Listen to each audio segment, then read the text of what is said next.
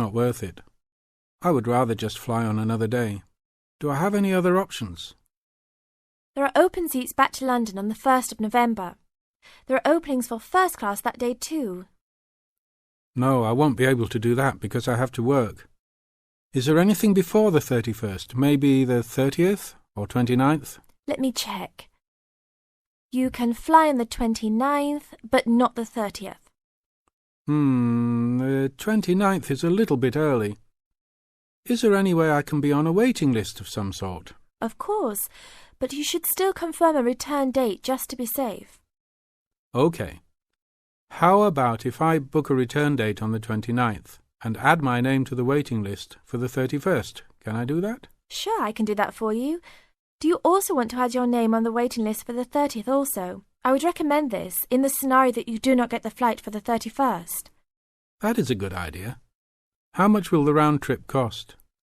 I will calculate your price for you. Your total will be £565, not including tax. Now look at questions 6 to 10.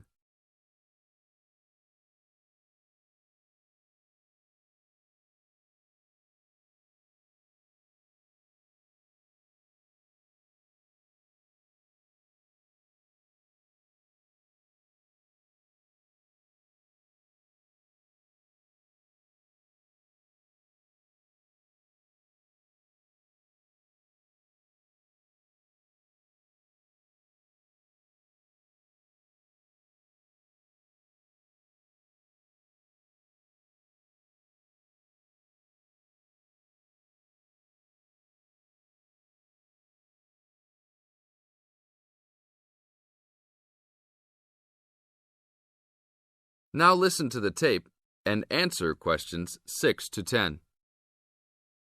That's not too bad. Is there any discount for students?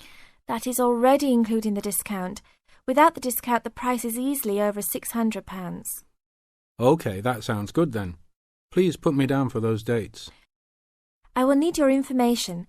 Name and student identification number, please. Kenneth Conley, student ID 92123020. Your phone number, please. 87052109. Please tell me your mailing address. 354 Westchester Drive, London. Thank you very much, sir. How would you like to pay for the ticket? I think I will pay in cash. Well, you don't need to pay right now, just when you come to pick up the tickets. You will need to pick up the tickets at least 2 weeks before departure. That is no problem. One quick question.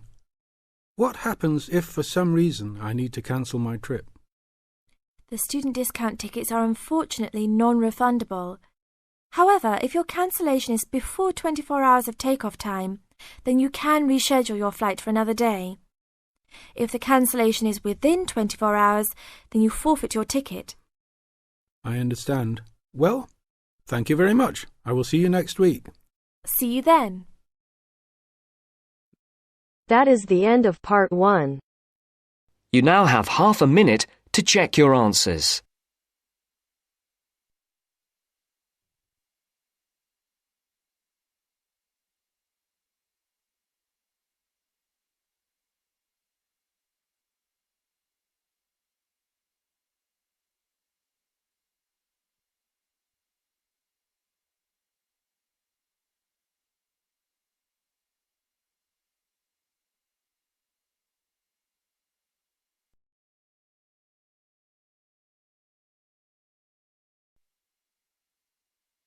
Now turns to part 2.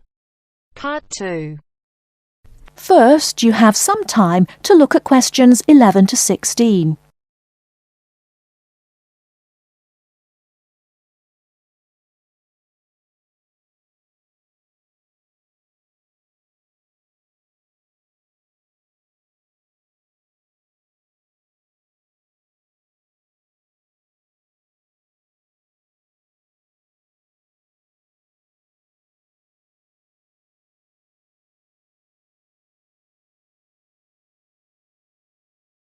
Now, listen carefully and answer questions 11 to 16. Hello, welcome to the university. Let me introduce myself. My name's Helen Brown. I'm the International Office Administrator, and I'm responsible for looking after students here on scholarships, in particular Chevening scholars. Perhaps you could introduce yourselves to me. Hi, I'm Ansgar from Grasse in southern Austria. And my name is Magali. I'm from a town near Montpellier, France. It's a pleasure to meet you. Pleased to meet you too. Nice to meet you. So, let's get started. I'm going to tell you about the schedule for today. Today is your orientation day at the university, and it's going to begin in half an hour at 10 o'clock with a speech from the Vice-Chancellor welcoming you to the university. That's very nice. Where is it? It's in the main hall on floor 3. Okay, but how do we get there? From here, the International Office, go down the corridor, past the lecture theatre and student common room. Then you'll be at the main entrance and you'll see the lift to your left. Take the lift to floor 3 and the main hall entrance is after the buffet. Okay, floor 3 after the buffet. I can always find my way to food, so we'll be able to find the main hall, no problem. So after the Vice-Chancellor greets the new students, then 30 minutes later the Mayor will welcome you to the city. Together it should be about an hour, so it's not too much of a drag. And what happens then? After that, you'll have a meeting with a representative of the British Council, and she will brief you on life in Britain and what your sponsor expects, and of course doesn't expect from you. It will be nice to meet them. Is that in the main hall too? No, but it is on floor 3 again. With your back to the main hall, go down the corridor past the labs. Sorry? The laboratories, on your right, and the computer cluster rooms on your left, and at the end of the corridor are seminar rooms 1 and 2. Your meeting is in seminar room 2. Did you mention what time that is? No, I didn't. It's at 11:15 and it should last about half an hour. You'll meet her a number of times during your studies, so it's important to go to that meeting. Okay, I'll make sure Magali is on time. Ansgar, I'm always on time. Very well. Now for the final part of the morning and lunch, you'll be with your department. We're both doing biomedicine. Oh, that's interesting. But we're not sure how to get to our department. Well, you don't need to go very far from seminar room 2. The laboratories and seminar rooms all belong to your department. So basically, you need to turn left out of seminar room 2 and go past the next 2 teaching rooms. Your departmental office is on the left. Will someone be there to meet us? Oh, but of course. At 12 o'clock, the course administrator will meet you at the departmental office and introduce you to members of staff and the head of department, Professor Heanue. Heanue? How do you spell that? Heanue. He will tell you about the department and your course, the coursework and academic life in Britain. Have you both got reading lists? Yes, I have. I'm afraid I haven't. You can get one at that meeting.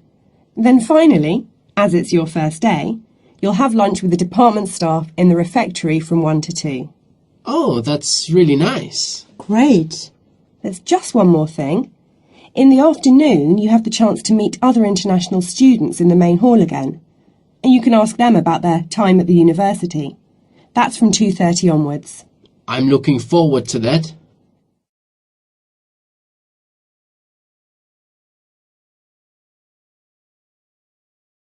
Before you hear the rest of the talk, you have some time to look at questions 17 to 20.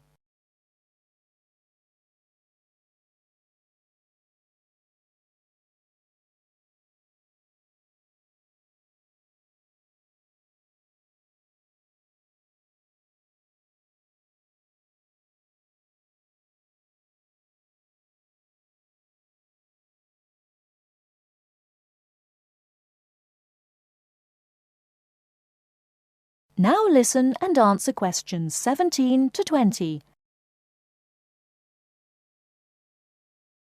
So you're thinking of opening a bank account with us?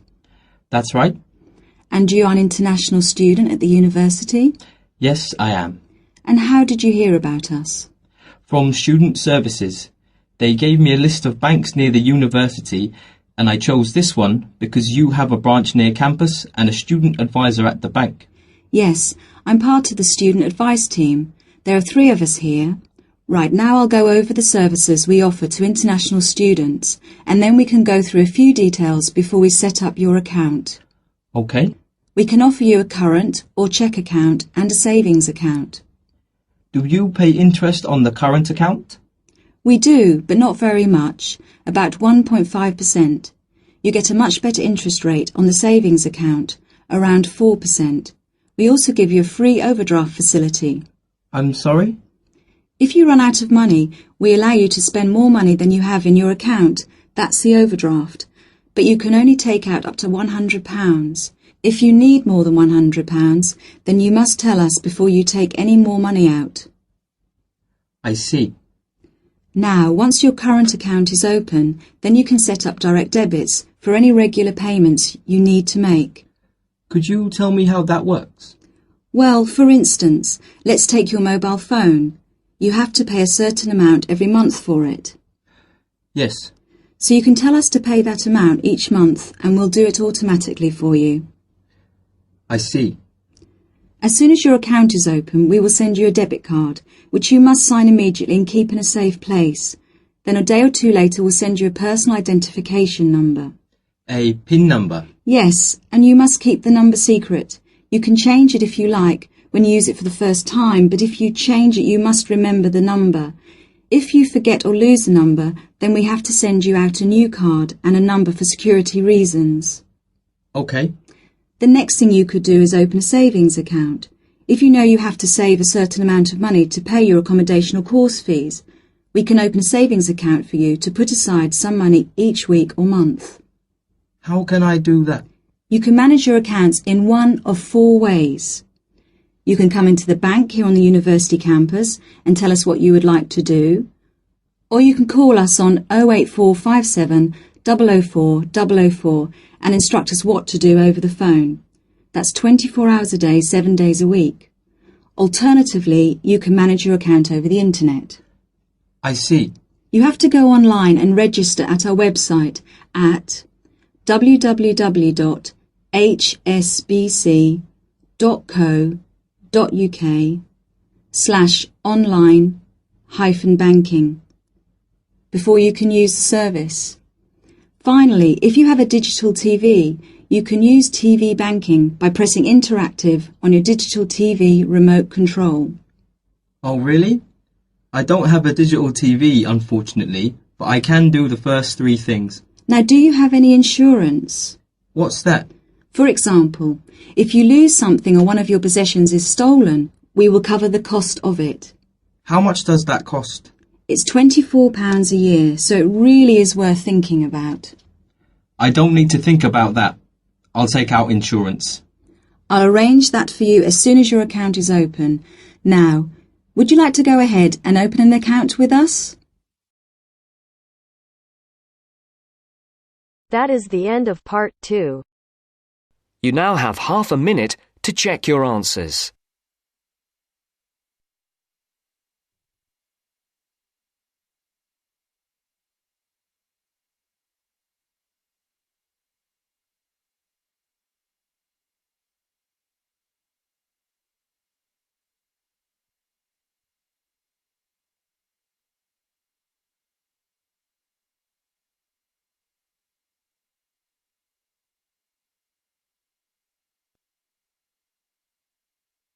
Now turns to part 3. Part 3. You will hear a discussion about a system of writing for the blind known as Braille. First, look at questions 21 to 23.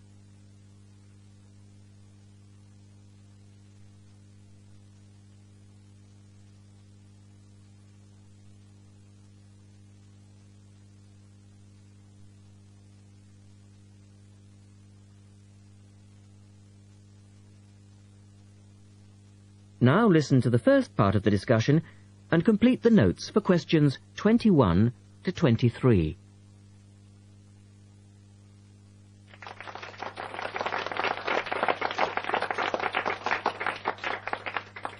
We're very pleased to welcome to our special interest group today Dr. Linda Graycar, who is from the City Institute for the Blind.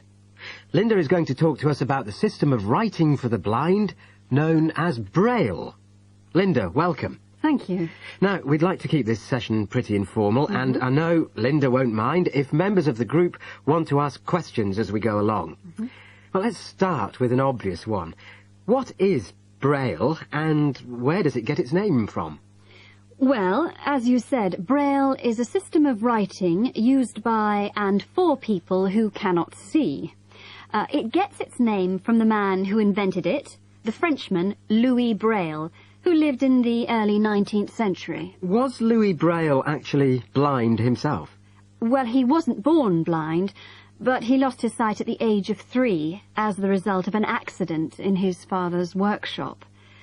Louis Braille then went to Paris to the National Institute for Blind Children, and that's where he invented his writing system at the age of only 15 in 1824, while he was at the Institute. But he wasn't the first person to invent a system of touch reading for the blind, was he? No, another Frenchman had already come up with the idea of printing embossed letters that stood out from the paper, but this was very cumbersome and inefficient. Did Louis Braille base his system on the first one? No, not really. When he first went to Paris, he heard about a military system of writing using 12 dots. This was a system invented by an enterprising French army officer, and it was known as night writing. It wasn't meant for the blind, but rather for battle communications at night. That must have been fun. Look at questions 24 to 30.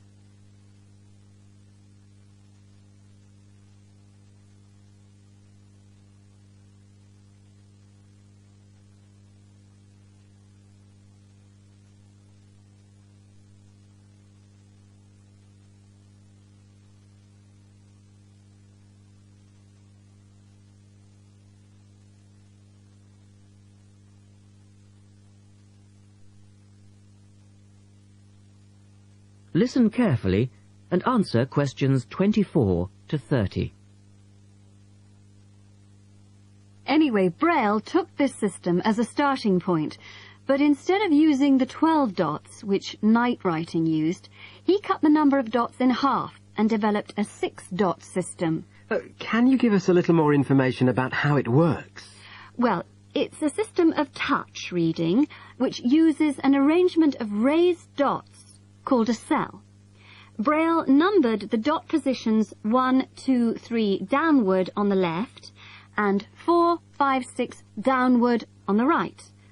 The letters of the alphabet are then formed by using different combinations of these dots. Yes? So, is the writing system based on the alphabet with each word being individually spelt out? Well, it's not quite that simple, I'm afraid. For instance, the first 10 letters of the alphabet are formed using dots 1, 2, 4 and 5. But Braille also has its own short forms for common words.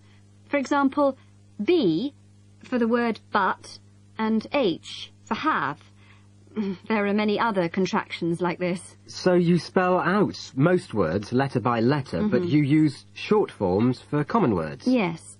Though I think that makes it sound a little easier than it actually is. And was it immediately accepted? I mean, did it catch on straight away? Well, yes and no.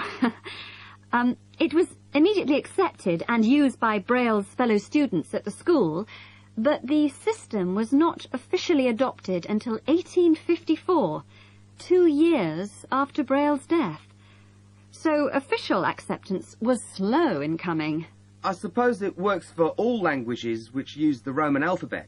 Yes, it does, with adaptations, of course. Can it be written by hand, or do you need a machine to produce Braille? Well, you can write it by hand onto paper with a device called a slate and stylus. But the trick is that you have to write backwards, from right to left, so that when you turn your sheet over, the dots face upwards and can be read like English from left to right. Oh, I see. But these days you'd probably use a Braille writing machine, which is a lot easier. And tell us, Linda, is Braille used in other ways, other than for reading text? Yes, indeed. In addition to the literary Braille code, as it's known, which of course includes English and French, there are other codes. For instance, in 1965, they created a form of Braille for mathematics. I can't imagine trying to do maths in Braille. Yes, that does sound difficult, I agree. And there's also a version for scientific notation. Oh, and yes, I almost forgot. There is now a version for music notation as well. Well, thanks, Linda. That was most interesting. Now, does anyone have any last questions? Yes. Roughly how long does it take to learn to read Braille?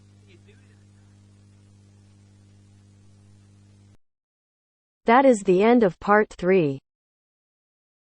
You now have half a minute to check your answers.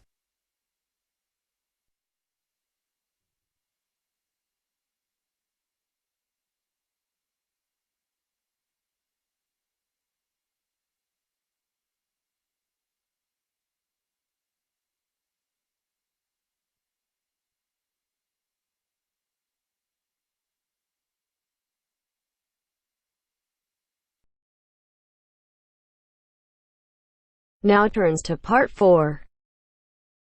Part 4. You will hear a media studies tutor giving a lecture about news sources. You now have 30 seconds to read questions 31 to 35.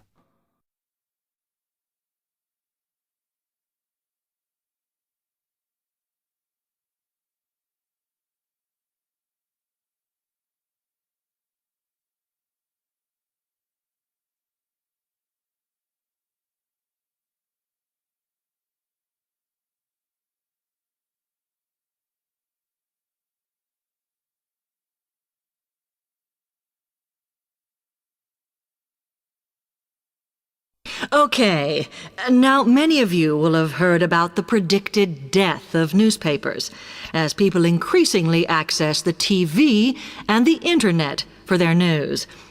Today, I want to look at the USA, which has very advanced news sources, to see if this is actually true.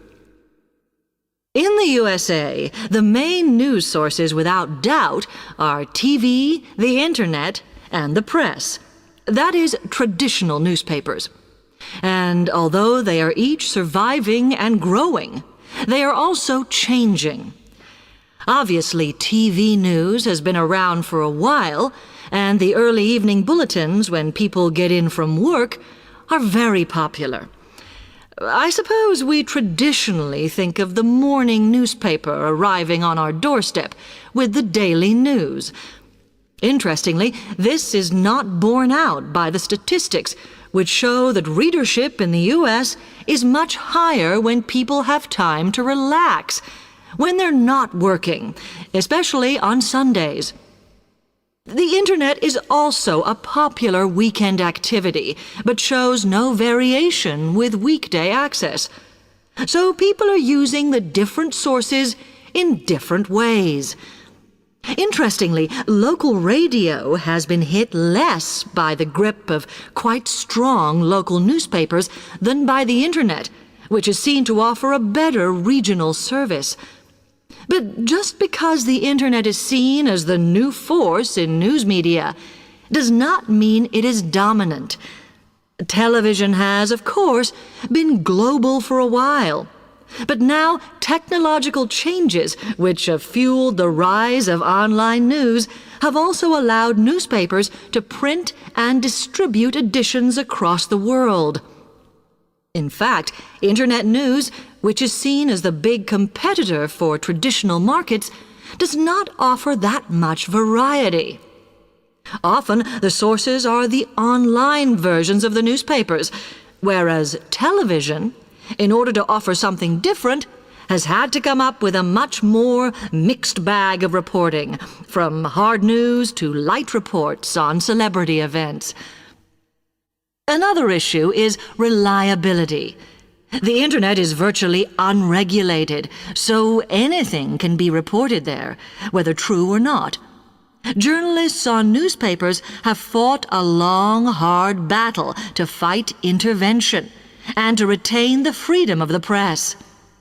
Television, however, is seen as critical to political power and has become subject to harsh controls about what it can or cannot say. You now have 30 seconds to read questions 36 to 40.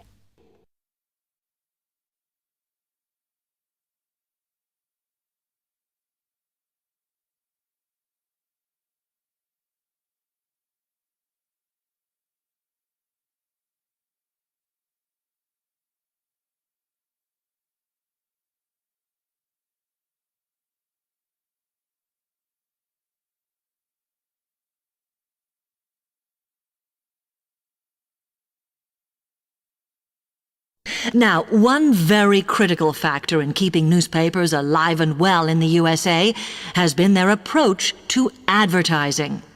Obviously, newspapers are heavily dependent on advertising revenue, and they have become more and more imaginative in what they offer, in order to make sure that advertisers use them and not other news sources. This has meant that, contrary to popular belief, newspapers now have a significantly higher profit margin than the rest of American industry. So, how have they managed to raise advertising revenue in this way? Well, they have put a lot of effort into developing and maintaining a very strong association with the retail trade. And they've come up with a winner. A critical tool in their sales plan has been suggesting that the adverts they run can have vouchers. This has been enormously effective because they have found that not only do more people buy the paper to get the discounts, but also that this inevitably means much higher sales for the clients who advertised. As well as doing this, the newspapers have also introduced aggressive sales campaigns over the last few years. This has resulted in a significant and continuing rise in the number of advertisers prepared to pay the extra for full-page ads. So, what I would like to move on to...